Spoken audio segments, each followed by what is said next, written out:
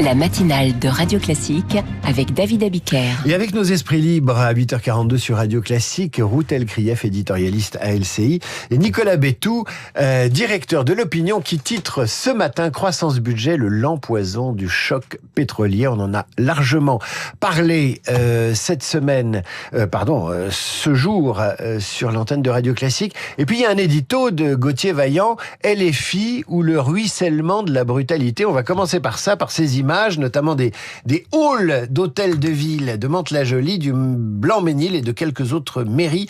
Il y a des images qui ont circulé sur Internet, qui ont été relayées très largement, où finalement la victoire et le fair-play ne sont pas la spécialité de quelques mairies remportées par la gauche LFiste.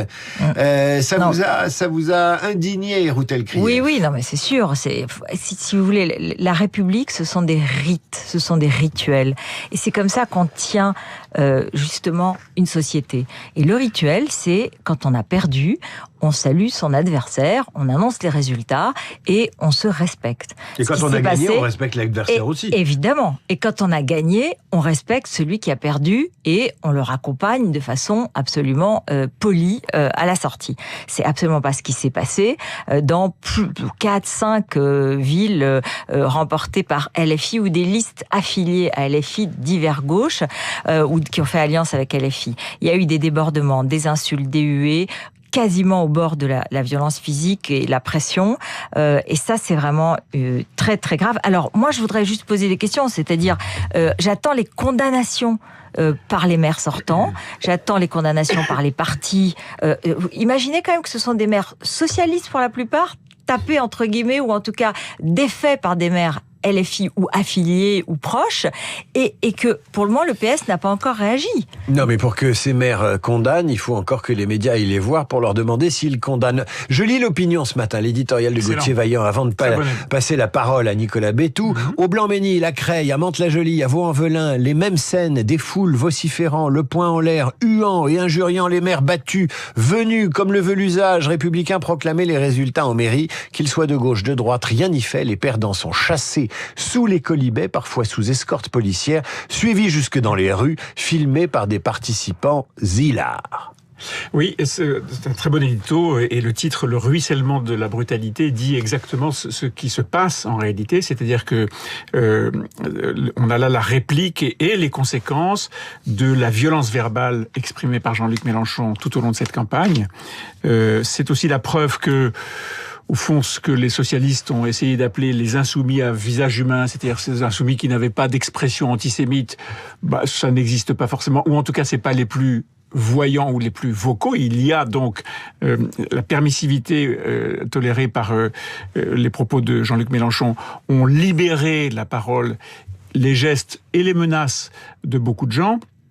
Et le pire, en effet, c'est non pas que le PS ait condamné ça. Le pire, à mon avis, c'est que personne au sein de la France insoumise n'ait même émis la moindre réserve sur ces condamnations. Ceci dit, je voudrais quand même tempérer un peu pour dire on n'est pas là devant un phénomène absolument considérable. D'abord, c'est quelques mairies où les campagnes ont été dures, violentes. Ça n'est pas un phénomène national. Et par ailleurs, il est arrivé dans l'histoire que des scènes aussi choquantes se déroulent. Je vous rappelle que Valéry Giscard d'Estaing est sorti de l'Élysée sous les huées des partisans de François Mitterrand qu'il avait battu aux élections en 1981. La différence cette fois, me semble-t-il, c'est que c'est des huées et de la violence, y compris de la violence physique, des bousculades, des poings levés. Ça, c'est un cran de plus dans ce dérèglement de la vie politique. Avec une sociologie particulière dans certains cas, après les comportements, disons, primitifs. Parlons des primaires. Alors, on commence par quoi? Les primaires à gauche. On a vu... Est-ce que ce sera le système qui sera adopté? Moi, j'en ai animé un certain nombre à la télévision, et c'était vraiment un système de départage très intéressant parce qu'il démocratisait complètement, il popularisait la politique, il remettait la politique dans les foyers, et c'était très intéressant.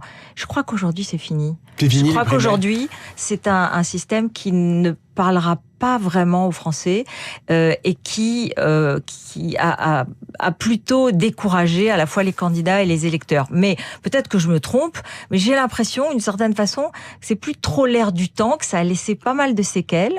Et alors, bien sûr, la question reste entière. Comment départager, comment trouver un candidat de la droite et du centre qui soit cohérent et qui puisse être en face du candidat du RN, comment éviter Jean-Luc Mélenchon, Jordan Bardella, tout ça reste entier, évidemment. Mais j'ai une sorte d'intuition personnelle, totalement subjective, où j'ai l'impression que le système des primaires est peut-être dépassé. Mais si on prend la gauche, Nicolas Bétou, les dernières primaires à gauche, si j'ai bonne mémoire, ont accouché d'un Benoît Hamon qui a fait 6% à l'élection présidentielle. Donc les primaires, certes, démocratisent la politique, mais elles étroitisent le couloir du candidat. C'est effectivement un des points les plus préoccupants de cette affaire des primaires.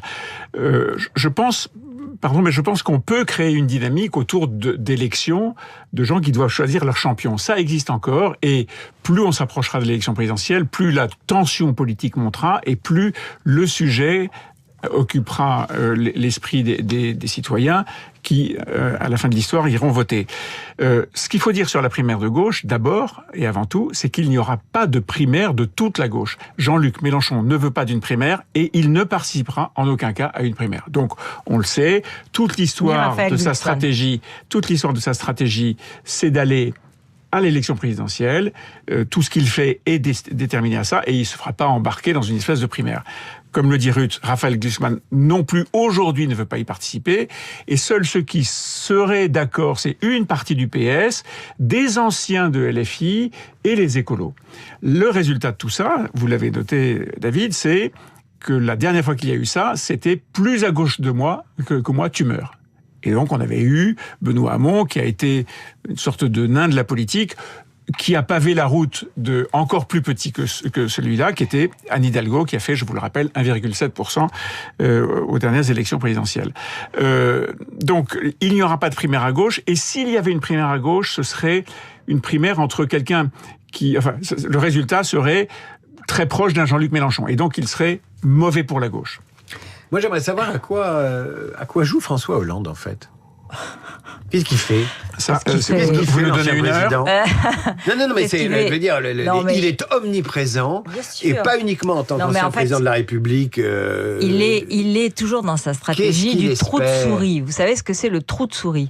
C'est ce qui lui avait permis d'être candidat la dernière fois, c'est-à-dire la faillite de Dominique Strauss-Kahn inattendue. Et en fait, il espère la même situation de désordre, d'inquiétude et de chamboulement qui lui permettrait d'apparaître comme une forme d'autorité, étant donné son statut d'ancien président.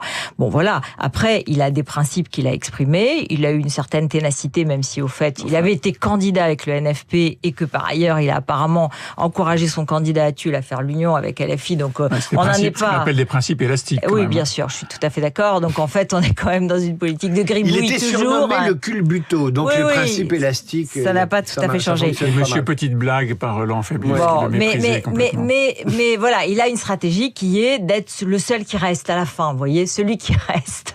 Bon, on verra. Vous savez, l'histoire politique ces dernières années a suscité beaucoup de surprises, a créé beaucoup de surprises et de retournements. Et donc, on est dans une phase, honnêtement, dans laquelle tout peut arriver. La seule question pour moi, c'est comment on va arriver à trouver un seul candidat en face du Rassemblement national et de LFI.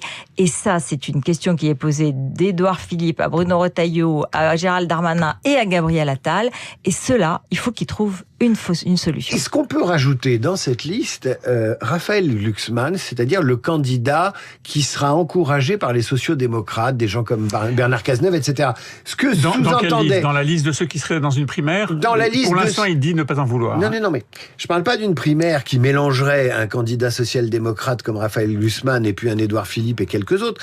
Je parle de savoir si, pour battre un Jean-Luc Mélenchon ou un Jordan Bardella ou éventuellement une Marine Le Pen, il faut pas la jonction des sociodémocrates et des républicains.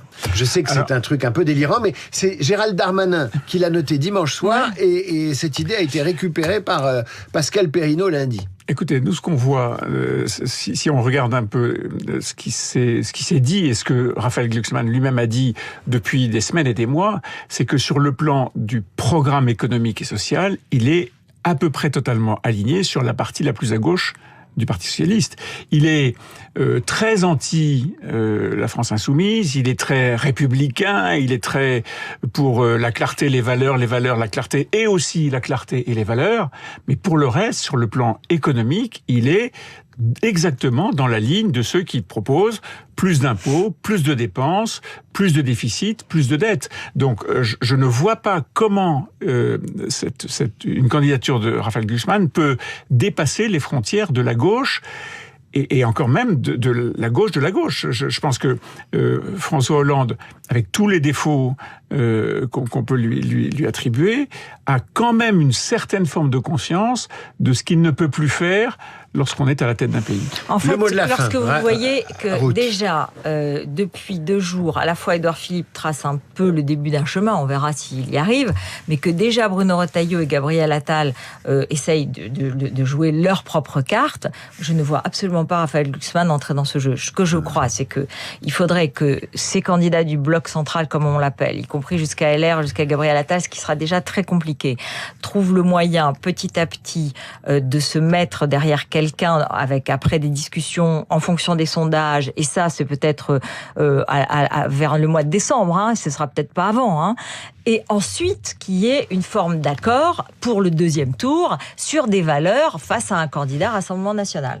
Un tout petit mot, juste pour vous dire de la fin alors. Si vous voulez, pour vous dire que, et c'est un grand progrès, tous les candidats potentiels de droite admettent aujourd'hui que s'il y en a 2 au premier tour, il n'y en aura pas au 2e tour. On a un peu avancé. C'est déjà un constat réaliste. Mes amis, après la goualante des candidats à la candidature, je vous propose de retrouver Céline Dion, qui fait planer un mystère, celui de son retour sur scène à Paris. Qui sait, fin de l'année, il y a des affiches comme ça qui se baladent dans Paris avec des titres de ses chansons. Après la goualante des candidats à la candidature, voici l'hymne